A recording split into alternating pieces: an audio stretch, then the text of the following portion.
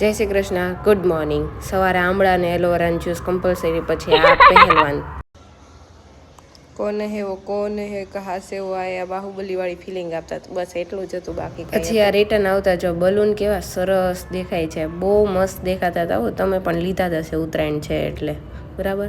પછી હું આ તમને કહું, અમારે આ 8 વર્ષ ઉપર થઈ ગયા વોશિંગ મશીન છે, હજુ સ્ટીલ કોઈ કાટ નથી. કેમ? સાફ સફાઈ કરીને આ અમારું ઉરુ એન્ટરપ્રાઇઝનું વ્હાઇટ પેટ્રોલિયમ જેલી અમે યુઝ કરીએ. એટલે અમારી પોતાની પ્રોડક્ટ કોઈ પણ લેવું હોય ને તો મને DM કરજો ઇન્સ્ટાગ્રામમાં, બરાબર. હું તમને આપીશ કેપ્શન, ડિટેલ્સ આપીશ કઈ રીતે શું કરવું. એ કાટ ન લાગે આ જેલી લગાવીએ ને તો. અને પછી કવર એ અમે બનાવડાવ્યું છે આનું. અને કવર તમારે બનાવડાવવું હોય ને તોય હું તમને કહીશ કોની પાસે જવું અને કઈ રીતે દેવું.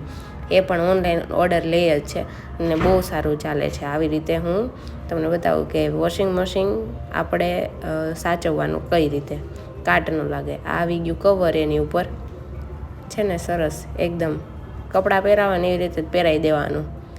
બોક્સ બધું આવે કમ્પ્લીટ. તમારો વાયર છે, તમારી પાઇપ છે, બધું કમ્પ્લીટલી પરફેક્ટલી રહે એમાં. જો હું ગોઠવું જ છું. આ આવી ગયો પાણીનો પાઇપ, બહાર કાઢવાનો ને અંદર નાખવાનું, બે થઈ ગયું રેડી.